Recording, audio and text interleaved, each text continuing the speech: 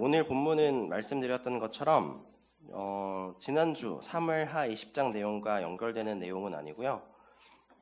좀 더 전에 있었던 사건입니다. 근데 이 사건이 언제 있었느냐라는 것을 추측을 하는데요. 정확한 시기는 알 수는 없고 다윗 왕이 왕위에 오른 지 그렇게 오래되지 않았을 때 아마 이 일이 발생했을 것이다. 이렇게 추측을 합니다. 그래서 오늘 본문을 통해서는 두 가지를 좀 같이 보려고 합니다. 억울함에 대한 것과 그리고 자격이라는 것에 대해서 좀 같이 보려고 합니다.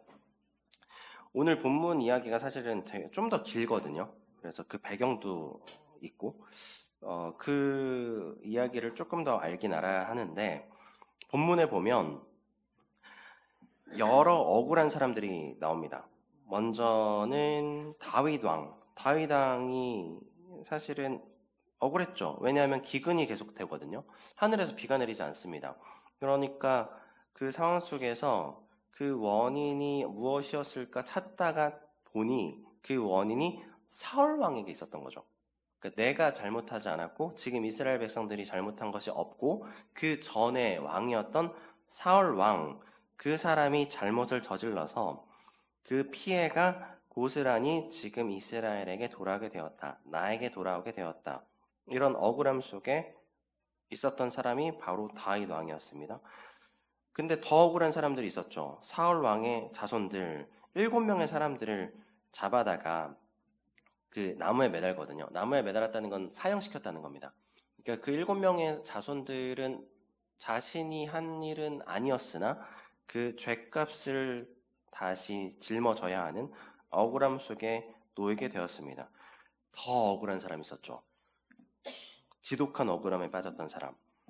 억울하다고 말할 수 있는 정도를 넘어서는 사람이 있었죠. 바로 오늘 봤던 리스바라는 여인입니다. 아들 둘을 잃었습니다. 그 여인의 억울함은 뭐 이루 말할 수가 없죠. 그런데 이런 억울한 사람들을 통해서 하나님께서는 도대체 무엇을 말씀하시고자 하는 것인가? 오늘은 이걸 좀 같이 보려고 하는데 이 억울함이라는 건 도대체 뭘까요? 억울함. 원인을 알 수 없는 고통. 그러니까 이런 거죠. 나한테 왜 이런 일이? 라는 생각이 드는 것. 이것이 억울함이라고 할 수 있습니다. 이것은 사실 억울한 일이 나한테 발생하면 삶의 의욕이 좀 떨어집니다. 왜냐하면 내가 그동안 살아왔던 그 인과관계라는 게 있는데 이렇게 행동하면 이와 같은 결과가 나왔었는데 그게 뒤집어지거든요. 완전히. 내가 살아가는 원리와 기준이 완전히 무너집니다. 그것이 내 삶에 찾아오는 억울함의 결과라는 것이죠. 그런데 특히나 어떤 일들이 우리에겐 또 발생을 하느냐? 우리는 이제 신앙을 가지고 살아가는 사람들이기 때문에 그 억울함이 더 크게 다가오죠. 왜냐하면 우리는 믿는 게 있거든요. 하나님이란 존재를 믿죠. 하나님이라는 존재를 믿는데 하나님께서 내 삶을 복되게 하시지는 못할 망정 나한테 왜 이런 억울함을 주시는가? 이런 마음이 우리에게 들게 되어진다. 하박국 선지자는 그래서 하나님한테 이런 기도를 하죠. 하박국 1장 2절에 보면 이렇게 하나님한테 기도하거든요. 여호와여 내가 부르짖어도 주께서 듣지 아니하시니 어느 때까지리까 내가 강포로 말미암아 외쳐도 주께서 구원하지 아니하시나이다. 하나님 왜 악한 자는 형통하고 의로운 자는 고통받습니까? 이 고통이 언제까지 계속되어집니까? 라고 하나님한테 원망 섞인 기도를 하고 있는 장면입니다. 이것이 우리 삶에 오는 굉장히 큰 고통이죠. 나는 하나님을 열심히 믿고 살아가는데 하나님 알지도 못하고 살아가는 저 사람은 더 승승장구하고 복을 받고 누리고 살아가는 것처럼 보여질 때 우리의 마음에 의욕이 상실되게 되어진다. 그 마음이 계속 지속되다 보면은 이런 생각이 들죠. 하나님 앞에 열심히 신앙생활을 하는 것 자체가 의미가 없게 느껴집니다. 그래서 어떤 생각까지 사실 들게 되어지냐면 이렇게 주일에 와서 예배를 드리시죠. 네, 이 시간조차도 손해를 보는 것처럼 느껴집니다. 내가 하나님 앞에 나와서 예배를 드리는 이 시간, 일주일에 하루 간신히 푹 쉴 수 있는 시간인데 이틀 중에 하루, 이 시간을 아침 일찍 일어나서 준비해서 예배를 드리러 오는 이 시간 자체가 나한테는 손해처럼 느껴진다는 것이죠. 예배를 드렸으면 그에 합당한 복을 받아야 되는데 그렇게 느껴지지 않는다는 것이죠. 그러면은 이게 내 삶의 발목을 잡는 것처럼 오히려 느껴지게 되어진다. 그런데 이게 굉장히 조심스러운 이야기입니다. 목회자로서 무책임한 말처럼 들릴 수 있습니다. 그래서 굉장히 좀 두려운 말인데 하나님께서는요, 그 억울함을 통해서 일하십니다. 억울함을 통해서. 내가 할 수 없음을 통해서 하나님께서 일하신다. 이거는 제가 목회자로서 강단에서만 할 수 있는 말입니다. 오늘 권현정 집사님께서 기도하실 때 은사에 대해서 기도하셨지만 그 위로의 은사에 대해서 말씀을 하셨잖아요. 위로의 은사가 있다라고 내가 막 생각해가지고 무턱대고 이렇게 말씀하시면 안 됩니다. 힘들고 억울한 일에 빠져 있을 때, 고통 가운데 빠져 있는 사람한테 가서 하나님의 뜻이 있겠지라고 말씀하시면 절대 안 됩니다. 최악의 위로입니다. 최악의 위로. 그렇게 이야기하면 절대 안 돼. 이거는 제가 위로의 말을 하는 게 아니고요. 하나님의 뜻이 있습니다. 그런 억울한 일을 당하게 된 것, 내가 고통 가운데 놓이게 된 것, 그건 하나님의 뜻이 있기 때문입니다. 라고 이야기하는 것은요. 그것은 제가 위로를 드리려고 하는 말이 아닙니다. 이건 제가 물론 강단에서 내려가서 1대1로 만났을 때 절대 할 수 없는 말이죠. 제가 그럼에도 불구하고 이 이야기를 강단에서 선포할 수 있는 이유는 무엇이냐면 그것은 그냥 사실이기 때문이죠. 그냥 하나님께서는 그 억울함을 통해서 나의 삶에 하나님의 일을 성취하십니다. 그것이 하나님께서 나의 억울함을 통해서 일하는 방식이다. 그래서 억울함이라는 것은 왜 나의 삶에 찾아오는가? 좀 더 구체적으로 이야기하면 이런 겁니다. 억울하다는 것은 무엇이냐면요. 내가 할 수 없다는 것을 인정할 수밖에 없는 상황에 놓이게 되었다는 사실입니다. 그러니까 내가 할 수 없구나. 내가 내 힘으로는 감당할 수 없구나. 라는 상황 속에 놓이게 되는 것이 억울한 상황이죠. 그리고 그 상황 속에서 하나님이 비로소 일을 하게 하신다. 그것이 바로 하나님의 일하심의 모양입니다. 왜 그런 상황을 발생하게 하시는가? 우리가 하나님의 주권을 인정하면, 하나님의 주권으로 살아가면 억울한 일이 오든 오지 않든 상관이 없습니다. 그런데 내가 하나님한테 주권을 맡기지 못하는 거죠. 그러면 어떻게 하시냐면 내가 억울하게 만드십니다. 내가 할 수 없도록. 그리고 나서 하나님께서 하나님의 주권을 행하십니다. 시편 37편 5절 말씀에 뭐라고 말씀하시냐면 내 길을 여호와께 맡기라. 그를 의지하고 그가 이루시고 라고 말씀하시거든요. 하나님께 너의 길을 여호와께 맡기라. 여호와께 맡긴다라는 것은 하나님께서 다 하시겠지라고 그냥 내 삶을 그냥 포기하라는 게 아닙니다. 포기와 하나님께 맡긴다는 전혀 다른 이야기입니다. 하나님께 내 주권을 맡긴다라는 것은 적극적인 수동성을 이야기합니다. 한 번 제가 이야기한 적이 있는데요. 적극적으로 수동적인 것. 그 대표적인 모양을 보여준 것이 누구였냐면 리스바였습니다. 오늘 리스바. 본문에 등장한 리스바. 2명의 아들이 죽었습니다. 그런데 그 두 아들의 시신을 수습할 수가 없습니다. 왜냐하면 비가 올 때까지 그 시신을 그냥 놔두자고 했거든요.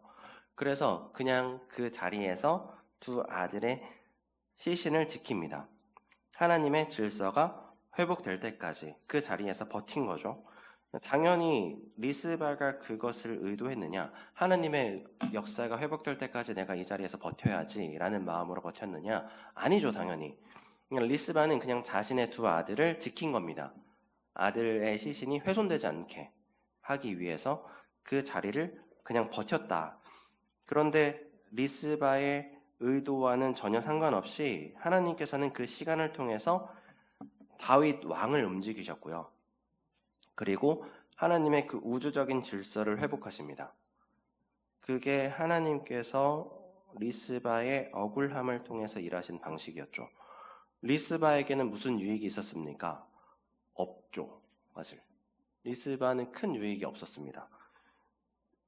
그저 하나님께서 그의 인생을 통해서 하나님 역사를 다시금 세워가셨다 정도죠. 그렇기 때문에 사실 이 정도의 지독한 억울함은 아무에게나 허락하진 않으십니다. 그런데 그 지독한 억울함이 나에게도 올 수 있다는 것이죠. 그러므로 우리가 내가 놓인 상황 속에서 내가 할 수 없는 상황을 마주하게 되었을 때 기억해야 할 것은 무엇이냐? 그래서 하나님의 주권을 인정하라. 하나님을 기대하는 것이죠. 하나님께서 내 삶을 통해서 드디어 일하시려고 하는구나. 이것을 기억하시기를 축복합니다. 하나님께서 나를 통해서, 나의 삶을 통해서 먼저는 나를 고치시고 하나님의 일을 보게 하실 줄 믿습니다. 그래서 그렇다면 나의 억울함을 통해서 하나님은 도대체 무슨 일을 하시는가? 방금 전에 말씀드렸던 두 가지인데요. 두 가지입니다. 간단합니다. 하나는 하나님의 역사를 세우시고 또 하나는 나를 고치십니다. 차례대로 하나씩 살펴보겠습니다. 첫 번째로는 하나님의 역사를 세우시죠. 오늘 방금 전에 봤던 리스바를 통해서 먼저는 하나님의 역사를 세우셨습니다. 그런 사건들은 성경에 가득합니다. 하나님께서 사람의 나의 할 수 없음을 통해서 하나님의 역사를 이루어 가신 그 상황, 그런 사건들은 굉장히 가득하죠. 요한복음 9장에 보면은 나면서부터 앞을 보지 못했던 맹인이 등장을 하죠. 제자들이 예수님한테 나와서 물어봅니다. 예수님, 저 사람은 태어날 때부터 앞을 보지 못했는데요. 저 사람은 부모의 죄 때문에 저와 같은 장애를 갖게 된 것입니까? 아니면 저 사람 스스로가 죄를 지어서 저와 같은 장애를 갖게 된 것입니까? 라고 물어봅니다. 예수님께서 뭐라고 말씀하시냐면 하나님이 하시는 일을 나타내고자 하심이라. 하나님의 역사를 저 사람을 통해서 보여주기 위해서 저와 같은 그 장애를 허락하셨다라고 말씀을 하시죠. 그 사람을 통해서 하나님의 일을 보게 하셨다. 이런 일이 있었고, 또 창세기 50장에 보면 그런 장면이 또 있습니다. 요셉이 형들한테 팔려갑니다, 노예로. 그리고 나서 총리의 자리에 앉게 되고 이스라엘 백성들이 애굽 땅에 들어와서 거주하게 됩니다. 근데 그 당시에 이제 그러다가 야곱이 나이가 많게 되어서 죽게 되었을 때 형들이 두려운 거죠. 이제 아버지 죽었으니까, 돌아가셨으니까 드디어 요셉이 우리를 가만두지 않겠구나, 이런 마음이 든 거죠. 창세기 50장 15절에 뭐라고 이야기하냐면 요셉의 형제들은 아버지를 여의고 나서, 세번역 성경으로 읽어드립니다. 요셉의 형제들은 아버지를 여의고 나서 요셉이 자기들을 미워하여 그들에게서 당한 온갖 억울함을 안갚음하면 어찌하나 하는 생각이 들어서 요셉에게 전가를 보냈다. 이렇게 이야기를 합니다. 그러니까 요셉이 그와 같은 억울함을 당했는데 우리를 가만두지 않을 텐데 요셉한테 편지 쓰자. 우리 상황에 대해서. 아버지가 우리한테 해코지 하지 말고 잘 보살피라고 한 거 기억하지? 우리 잘 좀 봐줘. 이런 편지를 쓰죠. 요셉이 그 편지를 받고 나서 형들을 바로 찾아옵니다. 형들한테 나아가서 이렇게 이야기하죠. 창세기 50장 20절에 당신들은 나를 해하려 하였으나 하나님은 그것을 선으로 바꾸사 오늘과 같이 많은 백성의 생명을 구원하게 하시려 하셨나니 두려워 마십시오. 나의 억울함을 하나님께서 선한 것으로 사용하셨습니다. 라고 말씀하시는 거죠. 나의 억울함 그 자체가 하나님의 역사가 되었습니다. 하나님의 백성을 살리셨습니다. 라고 말씀하시는 것입니다. 그러니까 첫 번째는 무엇이냐면 나의 삶에 내가 할 수 없음이 찾아왔을 때 하나님 무엇을 하시는가? 나의 삶을 관통하는 하나님의 역사를 세우십니다. 하나님께서 내 삶을 통하여서 하나님의 일을 이루어 가신다는 것이죠. 그리고 또 두 번째는 무엇이냐? 하나님께서는 나를 고치십니다. 오늘 본문에 이제 기근의 원인, 3년 동안의 기근이 찾아옵니다. 그때 사울 왕이 기브온 사람들을 죽였기 때문에 기근이 찾아왔다라고 이야기를 하죠. 1절 말씀에, 오늘 본문 1절 말씀 한번 같이 읽어보겠습니다. 다윗이 새 시대에 해를 거듭하여 3년 기근이 있으므로 다윗이 여호와 앞에 간구하매 여호와께서 이르시되 이는 사울과 피를 흘린 그의 집으로 말미암음이니 그가 기브온 사람을 죽였음이니라 하시니라. 사울 왕이 지금 기브온 사람들을 죽여서 이와 같은 기근이 시작됐다. 다윗 입장에서는 굉장히 억울한 일이죠, 사실. 다른 사람이 싼 똥을 내가 치워야 된다, 이런 상황입니다. 그러니까 굉장히 억울하죠. 근데 그런 상황을 통해서 사실 하나님의 큰 뜻은 무엇이었느냐? 이 사건을 통해서 다윗을 고치십니다. 다윗을. 그것을 어떻게 알 수 있느냐? 7명의 사람을 내어주고 그 사람들이 하나님께서 허락하신 그 심판 가운데 놓이게 됩니다. 죽게 되죠. 죽임을 당합니다. 비가 바로 내려야 되는데 비가 내리지 않죠. 언제 비가 내리게 되었느냐? 다윗이 그 7명의 시신을 다 수습하고 그리고 사울 왕의 유해와 요나단의 유해를 다 수습한 이후에야 비가 오게 되죠. 13절 말씀인데 한번 같이 읽어보겠습니다. 13절 말씀에 다윗이 그곳에서 사울의 뼈와 그의 아들 요나단의 뼈를 가지고 올라오매 사람들이 그 달려 죽은 자들의 뼈를 거두어다가 사울과 그의 아들 요나단의 뼈와 함께 베냐민 땅 찰라에서 그의 아버지 기스의 묘에 장사하되 모두 왕의 명령을 따라 행하니라. 그 후에야 하나님이 그 땅을 위한 기도를 들으시니라. 아멘. 하나님께서 언제 기도를 들으시느냐? 모든 그 묘를 다시 장사하고 하나님, 그러니까 다윗을 통해서 사울 왕이 있어야 할 그 자리를 회복하였을 때, 그때에 하나님께서 기도를 들어주셨다라는 것이죠. 그러니까 다윗이 가지고 있었던 그 왕권, 그것이 온전히 회복되었을 때, 다윗의 마음속에 이와 같은 죄값, 이것에 대한 형벌, 이걸 잘 치르면 다 끝나겠지라고 생각했던 하나님에 대한 사랑에 대한 오해, 그것이 다시 다 회복되었을 때, 죄값 치르면 되는 것 아닙니까? 근데 그것까지가 끝이 아니었고 리스바라는 여인을 돌아볼 수 있는 마음이 열리게 되었을 때, 이와 같은 죄값으로 인해서 아픔을 당한 사람이 있구나. 이와 같은 복수가 낳게 되어지는 비극이 이런 것이구나. 공의가 세워지기 위해서는 이와 같은 사랑이 필요하구나. 라는 것을 다윗이 알게 되었을 때, 그리고 그것을 다시금 다 원래의 자리로 돌려놓았을 때, 그때 비로소 하나님께서 그 모든 억울함을 풀어주셨다라는 것이죠. 그것이 다윗에게 주신 억울함을 통한 다윗을 회복시킨 과정이었다라는 것입니다. 그래서 내 삶에 억울한 일이 찾아온다. 그럼 이제 두 가지만 생각하시면 되죠. 하나님께서 나를 고치시려고 하는구나. 이거 하나 기억하시면 되고, 그리고 하나님께서 나의 삶을 통해서 하나님의 일을 성취하시려고 하는구나. 이것을 기억하시기를 축복합니다. 하나님께서 나의 그 억울함을 통하여서 하나님의 역사를 세워가실 줄 믿습니다. 또 두 번째 한 가지 더 보려고 하는 것은 무엇이냐? 자격입니다. 자격, 물론 결론부터 말씀드리면 이건 건데요. 자격을 따지는 순간 내가 하나님의 자리에 서게 돼 있습니다. 판단하지 말라. 그러니까 오늘 본문에 보면 좀 특별한 억울함에 빠졌던 사람들이 있는데 그 사람들이 누구였을까요? 기브온 사람들. 이 사람들은 좀 특별한 억울함에 빠졌습니다. 왜냐하면 자신들의 조상들이 당했던 억울함을 해소하기 위해서 나온 사람들이었거든요. 이런 거죠. 그러니까 지금 기브온 사람들한테 너희들의 억울함이 무엇이냐라고 물어봤죠. 너희들의 그 조상들을 사울 왕이 멸절하려고 했다. 그로 인한 죄로 인해서 기근이 들었다. 그 사람들이 이렇게 이야기합니다. 돈 필요 없습니다. 은금 필요 없습니다.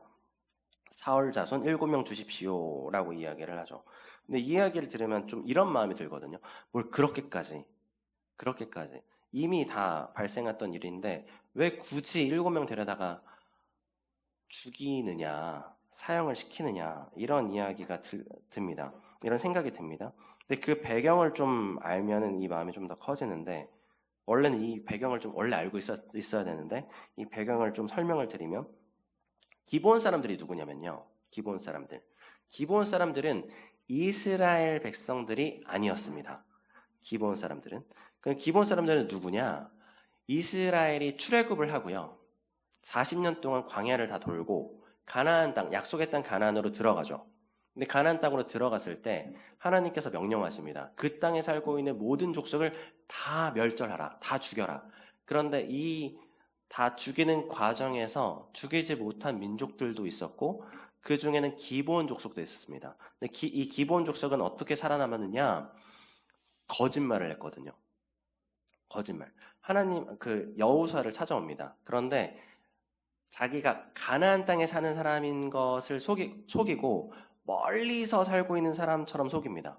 그래서 여호수아를 찾아와서 저희들이 멀리서 살고 있는 그 족속인데 당신들과 화친을 맺고 싶습니다. 당신의 종으로 살고 싶습니다. 우리와 화친을 좀 맺어 주십시오라고 가서 간청을 하죠.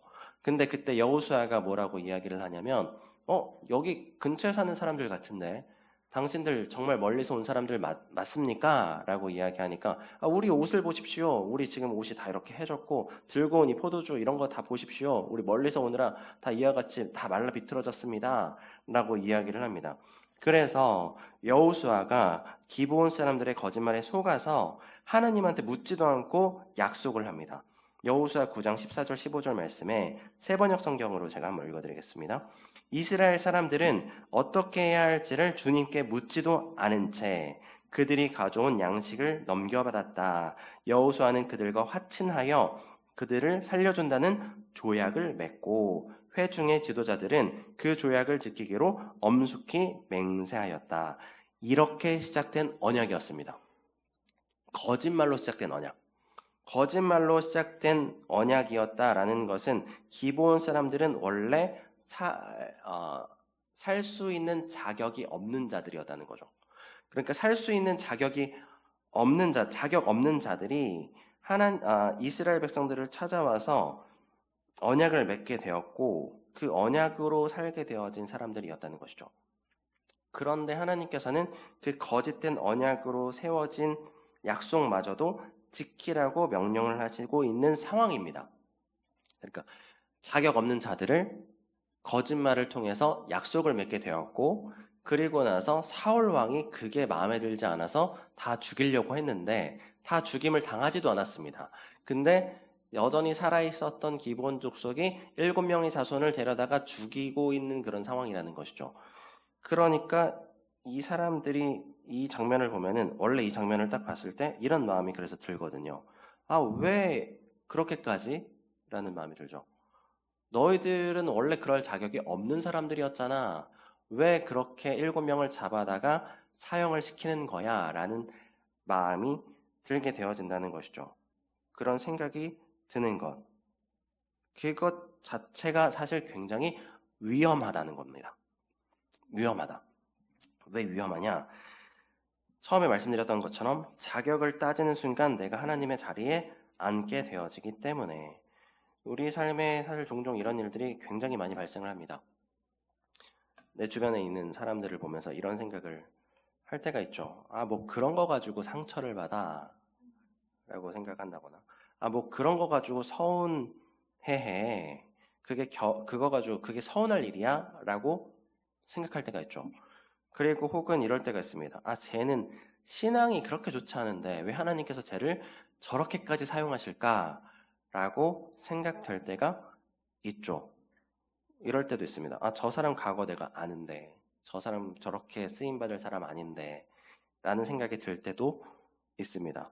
저 사람 그리고 그렇게 좋은 대학 나오지도 않았는데 저 사람 대학도 안 나왔어. 근데 왜 저렇게 쓰임받는 거야? 라고 생각이 들 때가 있죠. 심지어 우린 TV 보면서도 이럴 때가 있습니다. 저 사람 저렇게 뜰 사람 아닌데 저 사람 그렇게 능력 있지 않은데 저렇게까지 떴어? 라고 생각이 들 때가 있습니다. 매우 위험합니다. 이런 생각, 이런 판단. 사람들을 향한 판단. 그 판단이 내 삶에 자꾸 찾아오게 될 때요. 누군가를 평가하고 판단을 하게 된다. 그것은 나의 삶의 교만으로 이어질 수 있기 때문이죠. 다른 사람을 판단할 때. 이거 너무나 당연한 것이고 이거 반대로 내가 스스로의 삶을 이렇게 생각할 때가 있습니다. 나는 아직 하나님께 그렇게 쓰임받을 사람이 아니야 라고 생각할 때 거죠. 나는 아직 너무나 부족해. 이것도 굉장히 위험합니다. 나는 하나님이 보시기에 그렇게 아직은 준비된 사람이 아니야 라고 스스로를 자기 비하하는 것, 그거는요 겸손이 아닙니다. 교만입니다. 굉장한 교만. 내가 스스로를 비하하는 것, 그것은 내가 스스로를 판단하는 교만이다라는 것이죠. 우리가 해야 될 것은 간단합니다. 어떻게 하면 되냐면 나의 자격이 없음을 인정하는 것이죠. 하나님 앞에 내가 자격 없음을 인정하고 그냥 하나님 앞에 나아가는 것, 내게 하나님께서 맡겨주신 그 자리 가운데 나아가는 것, 그것이 우리가 하나님께서 주신 그 자리 가운데에 나의 자격을 지켜내는 방법이다라는 것이죠. 마가복음 7장에 보면 이런 장면이 나옵니다. 예수님께서 두로 지방으로 가시거든요. 근데 그곳에서 한 이방 여인을 만납니다. 그 여인이 예수님 앞에 나와서 간청을 하죠. 귀신에 들린 나의 딸을 좀 고쳐주십시오 라고 간청을 합니다. 예수님께서 그녀의 믿음을 시험하십니다. 마가복음 7장 27절에 예수께서 이르시되 자녀로 먼저 배불리 먹게 할지니 자녀로 떡을 취하여 개들에게 던짐이 마땅치 아니하니라. 유대인에게 먼저 구원을 허락하여야 되는데 이방 족속인 너에게 내가 구원을 베푸는 것이 마땅하냐? 내가 너에게 주는 것은 온당치 못한 일이다 라고 이야기를 하십니다. 그녀의 이제 믿음을 시험하신 거죠. 그때에 이 여자가 놀라운 고백을 합니다. 여자가 대답하여 이르되 주여 올소이다마는 상 아래 개들도 아이들이 먹던 부스러기를 먹나이다. 이 여인이 고백합니다. 예수님 맞습니다. 그런데 제가 원하는 것은 엄청난 은혜가 아닙니다. 남겨진 은혜, 그냥 부스러기의 은혜, 그걸로 족합니다. 그거라도 저에게 허락하여 주십시오라고 예수님께 나아갔다라는 것이죠. 여인은 자기가 아닙니다. 저도 받을 자격 있는데요. 이렇게 이야기하지 않았다는 것이죠. 자격 없음을 먼저 인정합니다. 예수님, 제가 자격 없음을 저도 알고 있습니다. 제가 그것을 인정합니다. 그럼에도 불구하고 저에게 부스러기의 은혜를 주십시오라고 고백하면서 예수님께 한 걸음 더 나아갔다는 거죠. 이겁니다. 한 걸음 더 나아갔다. 여기에 있습니다. 부스러기의 은혜. 마치 야곱이 하나님 저에게 복을 주시지 않으면 저 절대 놓지 않습니다. 끝까지 매달렸던 것처럼 끝까지 버티는 것, 여기에 있다는 거죠. 나의 자격 없음 너무나 잘 알고 있는데 알겠고 하나님 그래도 저에게 부스러기의 은혜라도 허락하여 주십시오. 기브온 사람들처럼 거짓말하면서까지 하나님 그 주인이시여 나에게 생명을 좀 허락하여 주십시오. 내게 화친을 좀 맺어 주십시오. 자신들이 그렇게 비천한 상황 가운데 놓이는 것 상관없습니다. 나에게 생명만 허락하여 주신다면 내가 당신에게 이렇게까지 매달리겠습니다. 라는 마음으로 한 걸음 나아가는 것. 이겁니다. 이거. 내가 자격 없을지라도 내가 억울한 상황 가운데 놓여 있을지라도 하나님께로 한 걸음 더 나아가는 것. 그것을 하나님께서는 우리에게 허락하신 그 발걸음으로 우리의 삶을 인도하신다라는 것이죠. 우리가 나아가지 않습니다, 사실. 이 이방 여인 자신이 한 걸음 더 나아간 것처럼 보이지만 예수님께서 그 두로 지방으로 찾아가셨습니다. 그리고 그 억울한 여인의 발걸음을 예수님께로 옮기셨다라는 것이죠. 모든 상황을 통해서 일하시는 하나님을 기억하시고 하나님께 나아가시기를 축복합니다. 내게 주신 그 억울함, 그것을 하나님께서는 자격이 되게 하십니다.